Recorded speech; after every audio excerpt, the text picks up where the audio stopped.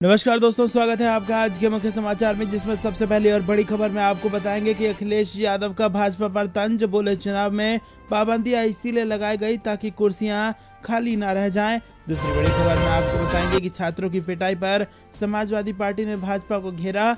अखिलेश यादव बोले कि नौकरी के बदले यूपी सरकार ने युवाओं पर बरसाए हैं डंडे। तीसरी बड़ी खबर में आपको बताएंगे कि अभी भी खुला है दरवाजा, जाटों को मनाने में जुटी है भारतीय जनता पार्टी का आरएलडी को ऑफर। जयंत चौधरी ने दिया ऑफर का जवाब। चौथी बड़ी खबर में आपको बताएंगे कि मुलायम सिंह यादव ने सपा कार्यालय पर फहराया झंडा, कहा संविधान को मजबूत करने के लिए काम करे देशवासी। और इसी के साथ पांचवी बड़ी खबर में जिक्र होगा कि 5 राज्यों के चुनाव में भाजपा का घमंड चकनाचूर हो जाएगा, दीपेंद्र हुड्डा का बड़ा बयान। दोस्तों, हर एक खबर की गहराई में आपको ले जाएंगे, लेकिन उससे पहले अगर आपको भी ऐसा लगता है कि 5 राज्यों के चुनाव के लिए भाजपा की उल्टी गिनती शुरू हो चुकी है और अब सत्ता परिवर्तन निश्चित है, तो वीडियो लाइक करके अपना समर्थन दर्ज कराइए। 3000 लाइक टारगेट को पूरा कराइए दोस्तों। साथ ही साथ अगर चैनल पर नए हैं तो लाल बटन को दबा के चैनल को सब्सक्राइब करके घंटी बजा दीजिए और कमेंट में लिखिए जय हिंद। दोस्तों, रुक करते हैं सबसे पहली और बड़ी खबर की तरफ। अखिलेश यादव का भाजपा पर तंज। बोले चुनाव में पाबंदियां इसलिए ताकि कुर्सियां खाली ना रह जाएं। जी हां दोस्तों, आपको बता दें कि समाजवादी पार्टी के राष्ट्रीय अध्यक्ष अखिलेश यादव ने भाजपा पर निशाना साधा और तंज कसते हुए कहा कि ये पाबंदियां इसीलिए हैं कि पंजाब के किसानों ने दिखा दिया कि जब प्रधानमंत्री वहां जाना चाहते थे तो पूरी कुर्सियां खाली थी। उन्हें डर था कि उत्तर प्रदेश में भी कुर्सियां खाली ना रह जाएं, इसीलिए प्रतिबंध लग गए। बुधवार को समाजवादी पार्टी मुखिया अखिलेश यादव लखनऊ के सपा मुख्यालय पर आयोजित कार्यक्रम में बोल रहे थे। उन्होंने कहा कि ये चुनाव बहुत अलग है, हम सब नहीं जानते थे पाबंदियां ऐसे लगाई जाएंगी। हमारे कार्यालय की तस्वीर चली जाएगी तो नोटिस आ जाएगा, लेकिन दूसरे कुछ भी करें तो कोई कार्रवाई नहीं होगी। हमें उम्मीद है कि गणतंत्र दिवस पर कोई नोटिस नहीं आएगा। इसी के साथ कहा कि कभी किसी ने कल्पना भी नहीं की थी कि ऐसा भी चुनाव होगा कि वोट मांगने पर भी पाबंदियां लगा दी जाएंगी। उन्होंने भाजपा पर तंज कसते हुए कहा कि पाबंदियां इसीलिए हैं कि पंजाब के किसानों ने दिखा दिया कि जब प्रधानमंत्री वहां जाना चाहते थे तो कुर्सियां पूरी तरह से खाली थी और उन्हें इस बात का डर था कि कहीं दोबारा कुर्सियां खाली ना रह जाएं और इसीलिए प्रतिबंध लगाए गए हैं। समाजवादी पार्टी के राष्ट्रीय अध्यक्ष अखिलेश यादव ने भाजपा पर निशाना साधते हुए कहा कि इनसे हमें सावधान रहना होगा। इन्होंने गणतंत्र दिवस के मौके पर समाजवादी पार्टी के कार्यकर्ताओं को संविधान व लोकतंत्र बचाने का संकल्प भी दिलवाया। दोस्तों, रुक करते हैं अगली बड़ी खबर की तरफ, जिसमें आपको बता दें कि छात्रों की पिटाई पर समाजवादी पार्टी ने भाजपा को घेरा। अखिलेश यादव बोले कि नौकरी के बदले यूपी सरकार ने युवाओं पर बरसाए डंडे। जी हां दोस्तों, बेरोजगारी को लेकर प्रयागराज में प्रदर्शन कर रहे छात्रों को पुलिस हॉस्टल में तोड़फोड़ को लेकर एक बार फिर समाजवादी पार्टी प्रदेश सरकार पर हमलावर हो गई है। गणतंत्र दिवस के दिन भाजपा सरकार पर निशाना साधते हुए अखिलेश यादव ने कहा कि जब भी युवाओं ने नौकरी और अपने अधिकार मांगे तो प्रदेश सरकार ने उन पर डंडों से प्रहार किया। उन्होंने कहा कि यूपी सरकार ने पहले पुलिस से छात्रों को पकड़वाया और फिर उनकी पिटाई करवाई। इतना ही नहीं, पुलिस ने छात्रों के हॉस्टल आकर भी तोड़फोड़ की है। बता दें कि इस बार प्रदेश में कई परीक्षाएं रद्द हो चुकी हैं और कभी कोविड तो कभी पेपर लीक को लेकर प्रदेश सरकार की ओर से परीक्षाओं को रद्द करना पड़ा, जिसके चलते युवाओं में खासा आक्रोश फैल गया है। वहीं आपको बता दें कि प्रयागराज स्टेशन पर हंगामा करने वाले छात्रों की पहचान करके पुलिस कार्रवाई में जुट गई है। मंगलवार देर रात पुलिस ने सोशल मीडिया पर वायरल वीडियो फुटेज से कुछ छात्रों की पहचान की थी। करते हैं अगली बड़ी खबर की तरफ। अब भी खुला है दरवाजा, जाटों को मनाने में जुटी बीजेपी का आरएलडी को ऑफर। जयंत चौधरी ने दिया जवाब। जी हां दोस्तों, उत्तर प्रदेश में विधानसभा चुनाव से ठीक पहले जाट समुदाय से एक बार फिर समर्थन हासिल करने की कोशिश में जुटी भारतीय जनता पार्टी ने समाजवादी पार्टी गठबंधन में शामिल राष्ट्रीय लोकदल को साथ आने का ऑफर दे दिया है। बीजेपी सांसद प्रवेश वर्मा ने कहा है कि जयंत चौधरी गलत रास्ते पर चले गए हैं और बीजेपी ने उनके लिए अपने दरवाजे अब भी खुले रखे हैं। वहीं जयंत चौधरी ने बीजेपी के ऑफर को ठुकराते हुए कहा है कि उनकी बजाय बीजेपी को उन 700 किसान परिवारों का न्योता देना चाहिए जिनके घर उजड़ गए हैं। प्रवेश वर्मा ने कहा कि ये तय है कि बीजेपी की सरकार बनेगी। जयंत चौधरी ने गलत रास्ता चुना है, यहाँ के समाज के लोग उनसे बात करेंगे, समझाएंगे। इलेक्शन के बाद संभावनाएं खुली रहती हैं। हमारा दरवाज़ा आपके लिए खुला है और किसी संभावना से मना नहीं किया जा सकता है। क्या जयंत उनके संपर्क में हैं? इसके जवाब में बीजेपी सांसद ने कहा कि चुनाव के बाद देखेंगे क्या संभावना बनती है। दोस्तों, रुक करते हैं अगली बड़ी खबर की तरफ। मुलायम सिंह यादव ने सपा कार्यालय पर फहराया झंडा, कहा संविधान को मजबूत करने के लिए काम करें देशवासी। जी हां दोस्तों, आपको बता दें समाजवादी पार्टी संस्थापक और पूर्व रक्षा मंत्री मुलायम सिंह यादव ने बुधवार को सभी देशवासियों से संविधान को मजबूत करने का आह्वान करते हुए कहा कि देश की रक्षा और सम्मान के लिए हर त्याग करने को हम तैयार हैं। सपा संरक्षक मुलायम सिंह यादव ने गणतंत्र दिवस के अवसर पर सपा राज्य मुख्यालय पर आयोजित समारोह में उपस्थित लोगों को संबोधित करते हुए कहा कि आज के दिन हमारे देश का संविधान लागू हुआ था, जिसके अनुसार हम आज चल रहे हैं। और उन्होंने देशवासियों का आह्वान करते हुए कहा कि अपने संविधान को और मजबूत करने के लिए काम करें और देश की रक्षा और सम्मान के लिए हम हर तरह का त्याग करने के लिए तैयार हैं। आजादी के लिए बलिदान देने वाले शहीदों को श्रद्धांजलि देते हुए कहा कि इस देश के नौजवानों ने त्याग किया है और देश के लिए शहीद हुए हैं। ऐसा इतिहास दुनिया में और कहीं नहीं मिलता है। उन्होंने समाजवादी पार्टी कार्यकर्ताओं से कहा कि वो शहीदों के परिवारों के साथ खड़े हों और हर मुश्किल वक्त में उनकी मदद करें। मुलायम सिंह यादव ने यह भी कहा कि सपा कार्यकर्ता किसानों और मजदूरों के साथ खड़े हों, जहां कहीं उनकी जरूरत हो तो चिट्ठी लिख दें। दोस्तों, करते हैं अगली बड़ी खबर की तरफ। 5 राज्यों के चुनाव में भाजपा का घमंड चकनाचूर हो जाएगा, दीपेंद्र हुड्डा ने दिया बड़ा बयान। जी हां दोस्तों, सांसद दीपेंद्र हुड्डा ने कहा कि देश के 5 राज्यों में होने वाले विधानसभा चुनाव में भाजपा का घमंड चकनाचूर हो जाएगा और देश की जनता मोदी को असलियत बता देगी। सांसद मंगलवार को जिले के कई क्षेत्रों के कार्यक्रमों में भाग लेने पहुंचे थे। उन्होंने कहा कि उत्तराखंड, मणिपुर, गोवा और पंजाब में पूरे बहुमत से कांग्रेस की सरकारें बनेंगी और उत्तर प्रदेश में कांग्रेस का प्रदर्शन अच्छा रहेगा। उन्होंने कहा कि प्रदेश की जेजेपी व भाजपा सरकार जनता की जन भावनाओं के विरुद्ध वाली सरकार है, क्योंकि जनता ने जजपा को भाजपा के विरुद्ध अपना मत दिया था और ये सरकार किसान विरोधी होने के साथ साथ हर वर्ग के लिए विरोधी साबित हुई है। खनन घोटाला सबसे बड़ा घोटाला था, मगर उसके बावजूद भी खनन का कार्य चल रहा है और कोई भी जांच नहीं की गई है। उन्होंने दावा किया कि हरियाणा में कांग्रेस मजबूत होकर उभर रही है। तो करते हैं अगली बड़ी खबर की तरफ। वरिष्ठ नेता प्रमोद तिवारी का बयान, बोले नेतृत्व प्रियंका गांधी का और नीतियां कांग्रेस की, इस बार बनेगी यूपी में सरकार। जी हां दोस्तों, उत्तर प्रदेश विधानसभा चुनाव में कांग्रेस की अंतिम सूची जारी करने पर हो रही देरी पर पार्टी के वरिष्ठ नेता प्रमोद तिवारी ने बुधवार को जवाब दिया। उन्होंने कहा कि कांग्रेस की अंतिम सूची जारी किए जाने में कोई विलंब नहीं हो रहा है। सूची पूरी तरह से तैयार हो चुकी है और 1-2 दिन में इसे जारी कर दिया जाएगा। उन्होंने कहा कि उम्मीदवारों को पहले ही संकेत दे दिए गए हैं कि वो सभी अपने अपने क्षेत्रों में लग जाएं।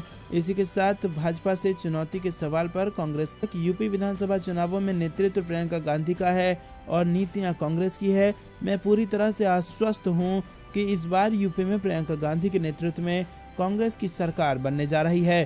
प्रमोद तिवारी ने कहा कि मैं दावे के साथ कह सकता हूं कि कांग्रेस की सूची में युवाओं व महिलाओं को स्थान दिया गया है।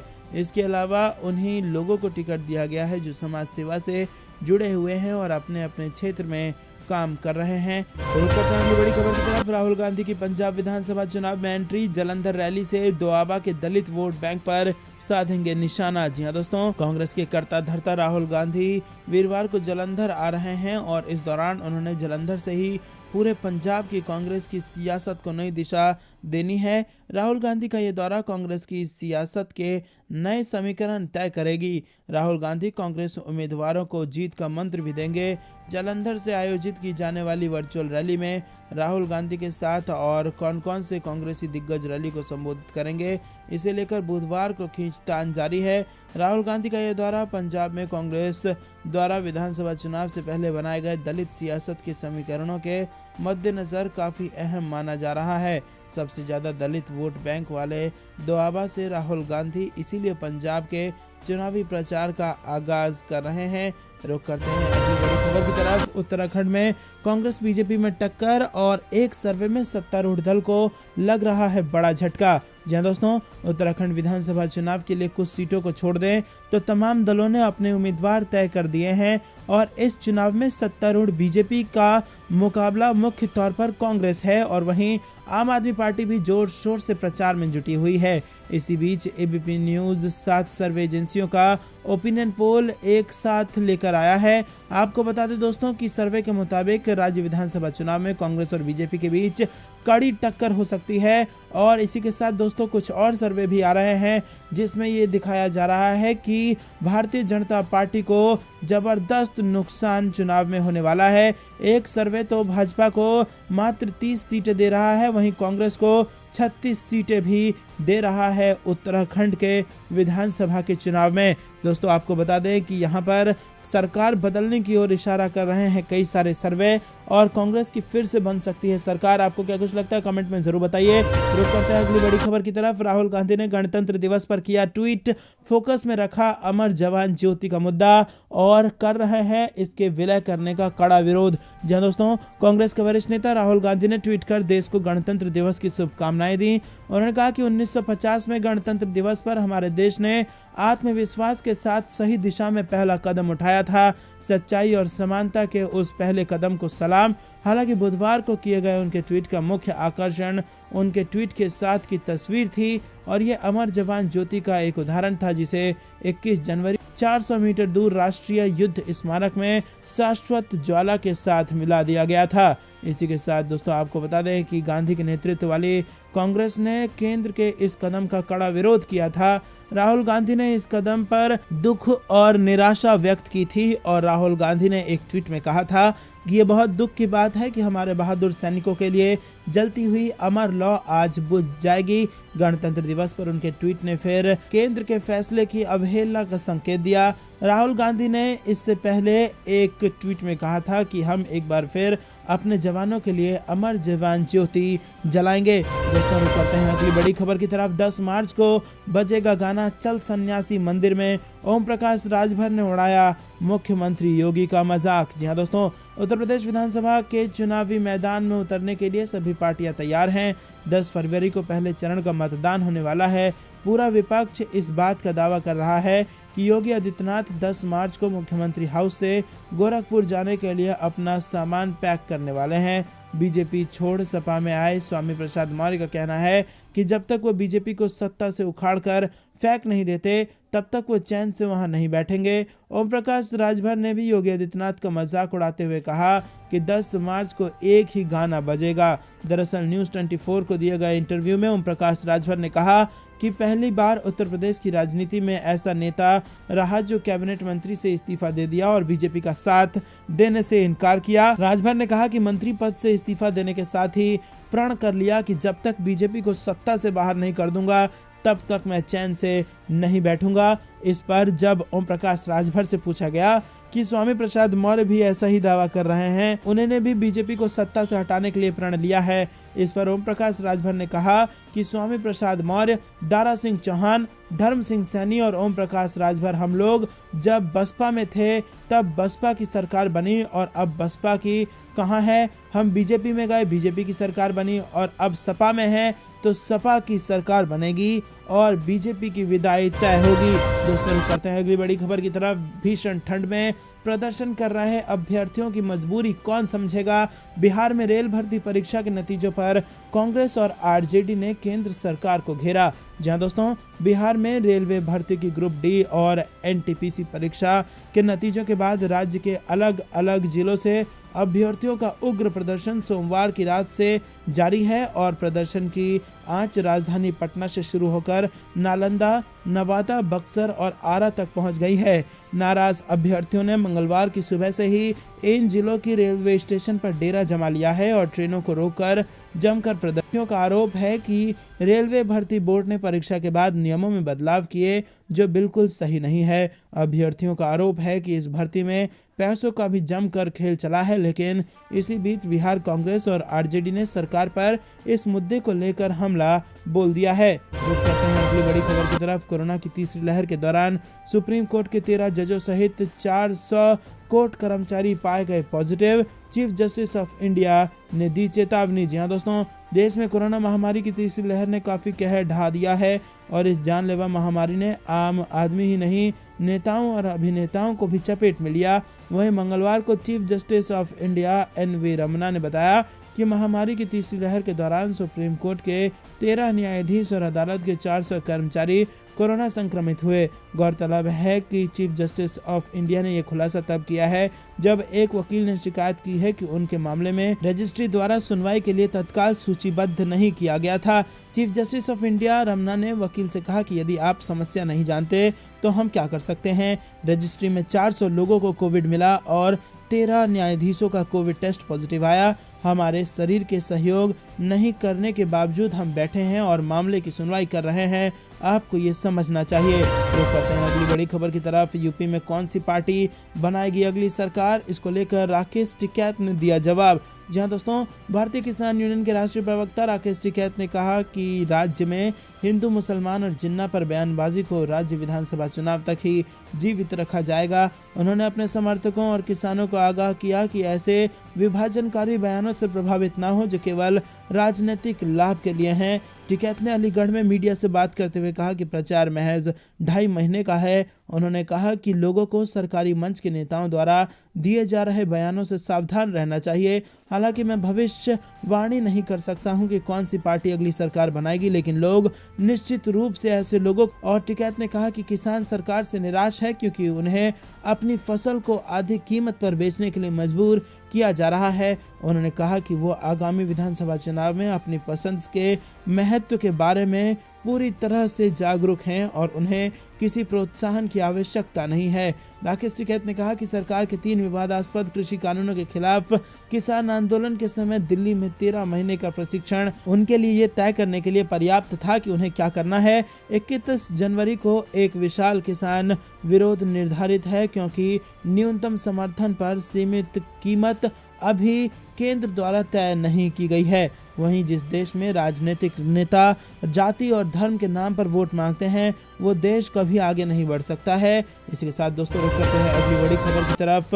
बजट में सरकार को सावधानी से खर्च करने की जरूरत, महंगाई की चिंता से भी अछूता नहीं है भारत, रघुराम राजन ने दी अपनी सलाह। जी हाँ दोस्तों, रिजर्व बैंक के पूर्व गवर्नर रघुराम राजन ने कहा कि भारतीय अर्थव्यवस्था में चमकीले स्थानों के साथ कुछ काले धब्बे भी हैं और ऐसे में सरकार को अपने खर्च को सावधानी से लक्षित करने की जरूरत है ताकि राजकोषीय घाटे को बहुत ऊंचाई पर पहुंचने से रोका जा सके। इकोनॉमी में के शेप के कर्व को रोकने की जरूरत है। राजन अपने विचारों को स्पष्ट तरीके से रखने के लिए जाने जाते हैं। प्रसिद्ध अर्थशास्त्री ने कहा कि सरकार को अर्थव्यवस्था के आकार के पुनरुद्धार को रोकने के लिए और उपाय करने की जरूरत है। दोस्तों रुक करते हैं अगली बड़ी खबर की तरफ। गोरखपुर से चुनाव लड़वाकर योगी का कद कम कर रही है भाजपा नेतृत्व, एक ही सुप्रीम नेता हो सकता है। जी हाँ दोस्तों, कांग्रेस पार्टी की महासचिव प्रियंका गांधी ने मंगलवार को उत्तर प्रदेश की भाजपा सरकार पर जमकर हमला बोला और इसी के साथ उन्होंने कहा कि आवश्यक है कि चुनाव विकास के मुद्दे पर ही लड़े जाएंगे। कांग्रेस ने उत्तर प्रदेश में गलत रास्ता अख्तियार करने से इनकार कर दिया है। प्रियंका गांधी ने कहा कि महिलाओं को एक अलग राजनीतिक इकाई तरह मतदान करना चाहिए और यही समय है कि वो अपने अधिकारों को समझें और राजनीति के मैदान में अपने उचित स्थान की मांग करें। भारतीय जनता पार्टी और समाजवादी पार्टी को निशाने पर लेते हुए प्रियंका गांधी ने कहा कि दोनों दलों को ध्रुवीकरण भाता है क्योंकि इससे दोनों का वोट बैंक मजबूत होता है। उन्होंने कहा कि भाजपा को ध्रुवीकरण का फायदा उठाने से रोकने के लिए प्रदेश की जनता को अलग तरह की राजनीति का विकल्प देने की जरूरत होगी। योगी आदित्यनाथ के गोरखपुर से चुनाव लड़ने को लेकर प्रियंका गांधी ने कहा कि मुझे लगता है कि भाजपा नेतृत्व उनके कद को कम करना चाहता है। रुक करते हैं अगली बड़ी खबर की तरफ। राकेश टिकैत ने फिर योगी सरकार पर साधा निशाना, कहा हिंदू, मुस्लिम और जिन्ना का भूत सिर्फ चुनाव तक। जी हाँ दोस्तों, किसान यूनियन के राष्ट्रीय प्रवक्ता राकेश टिकैत ने योगी सरकार पर हमला बोला है। उन्होंने कहा कि हिंदू, मुस्लिम और जिन्ना का भूत चुनाव तक उत्तर प्रदेश में रहेगा और हमें उससे बचना है। वहीं आपको बता दें कि राकेश टिकैत भाजपा नेताओं के सांप्रदायिक बयानों से लोगों को सचेत करते हुए कह रहे हैं कि सरकार के जो प्रवचन चल रहे हैं उनसे बचना चाहिए। हिंदू, मुस्लिम, जिन्ना का भूत अभी 2.5 महीने उत्तर प्रदेश में रहेगा। वो 2.5 महीने में कॉन्ट्रैक्ट पर यहाँ आए हुए हैं और वो सरकारी मेहमान हैं, जनता को उन मेहमानों से बचना चाहिए। वहीं किसान यूनियन के राष्ट्रीय प्रवक्ता ने कहा कि यहाँ का जो किसान है वो आलू से त्रस्त है, जो प्रवचन चल रहे हैं उनसे बचना है। बता दें कि राकेश टिकैत अलीगढ़ के इगलास क्षेत्र में एक विवाह समारोह में शामिल होने पहुंचे थे और मीडिया से बातचीत के दौरान टिकैत ने बयान दिया है। दोस्तों, रुक करते हैं अगली बड़ी खबर की तरफ। यूपी चुनाव से पहले प्रदेश को नफरत की आग में झोंकना चाहती है भारतीय जनता पार्टी। आम आदमी पार्टी सांसद संजय सिंह का बयान। दोस्तों, आपको बता दें कि आम आदमी पार्टी ने भारतीय जनता पार्टी पर पाकिस्तान और जिन्ना के नाम पर राजनीति करने का आरोप लगाया है। पार्टी के यूपी प्रभारी व राज्यसभा सांसद संजय सिंह ने ट्वीट कर बीजेपी पर तगड़ा प्रहार किया है। उन्होंने अपने ट्वीट में लिखा कि यूपी चुनाव में बीजेपी के पास बताने के लिए विकास का कोई काम नहीं है। तो दोस्तों, ये थी दिन भर कुछ बेहतरीन और बड़ी खबरें। तक बने रहने के लिए बहुत बहुत धन्यवाद। देख रहे थे आपका अपना चैनल। जय हिंद, जय भारत।